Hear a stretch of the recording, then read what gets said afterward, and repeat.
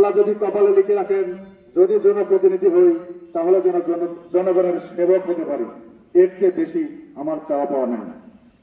প্রিয় বন্ধুরা আমার, এটা আমার অহংকার না। এই মুহূর্তে আমার যে পেশা, আমি যে ইনকাম করি, আমি খুব ভালো করে জানি বাংলাদেশ জাতীয় সংসদের একজন সংসদ সদস্যের বেতন আমার বর্তমান ইনকামের থেকে অনেক কম, প্রায় 1/3। তাহলে আমি ওইখান থেকে এখানে আসছি আরো বেশি টাকা পয়সা পাওয়ার জন্য না। আমি এই অঞ্চলের মানুষের পাশে থেকে এই অঞ্চলের মানুষের হক আদায়ের পক্ষে কাজ করতে চাই। প্রিয়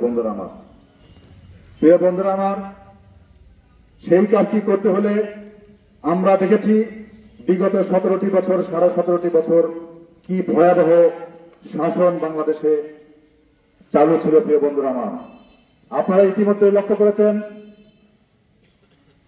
বাংলাদেশ জাতীয়তাবাদী দলের ভারপ্রাপ্ত চেয়ারম্যান শহীদ রাষ্ট্রপতি জিয়াউর রহমানের সুযোগ্য সন্তান, আপসহীন নেত্রী, সৎ ও যোগ্য নেত্রী বেগম খালেদা জিয়ার সুযোগ্য সন্তান বারবার একটি কথা বলছেন, বারবার তার দলের অর্থাৎ আমাদেরকে বারবার সতর্ক করছেন, এই দেশটি বিগত 17টি বছর যেইভাবে চলেছে,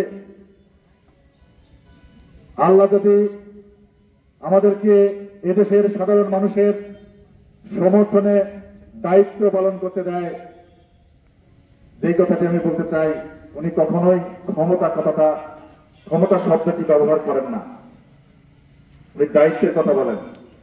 আসলেই তো তাই, মানুষ ভোট দেয় দায়িত্ব পালন করবার জন্য, ক্ষমতায় বসাবার জন্য না। প্রিয় বন্ধুরা আমার, আজকে দীর্ঘ স্বৈরাচারী ফ্যাসিবাদী শাসনের বিরুদ্ধে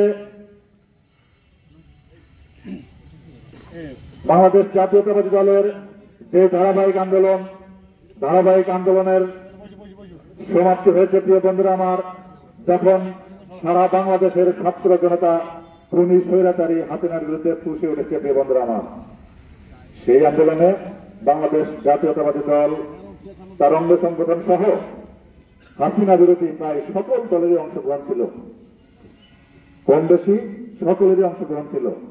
প্রিয় বন্ধুরা আমার, আমি আজকের এই গৌরীগ্রাম মাঠ থেকে সেইখান থেকে একটি অনুরোধ করতে চাই, বিএনপির বাইরে যেই সকল দল মত নির্বিশেষে সাধারণ জনতা, ছাত্র জনতা খুনি হাসিনা ফ্যাসিবাদের বিরুদ্ধে আমরা লড়াই করেছি, যুদ্ধ করেছি, এই বিজয়, এই অভ্যুত্থানের স্বত্বাধিকার কোন একক কোন দলের নয়, এদেশের সাধারণ সাধারণ জনতা, এদেশের ফ্যাসিবাদ বিরোধী সকল মানুষের।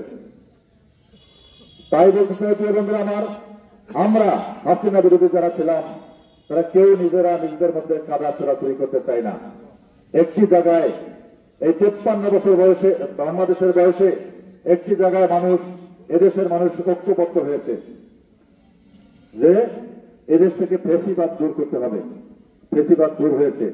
প্রিয় ভাইয়ের আমার, আমাদের নেতৃত্বের প্রতিদ্বন্দ্বিতা থাকবে, কাজের জন্য সামনে এগিয়ে যাবার প্রতিদ্বন্দ্বিতা থাকবে। সেই প্রতিদ্বন্দ্বিতায় আমরা কেউ কারো শত্রু হব না, আমরা কেউ কারো ক্ষতি করব না। একটি কথা প্রায় আমি বলে থাকি, আমি একজন মানুষকে উপকার করব, সেটা আমার সামর্থ্যের ব্যাপার। আমার সামর্থ্যের মধ্যে থাকতে হবে যে সেই পরিমাণ, সেই উপকার আমি তাকে করতে পারবো কিনা। কিন্তু প্রিয় বন্ধু আমার, আমি একজন মানুষের ক্ষতি করব না, এটা শুধু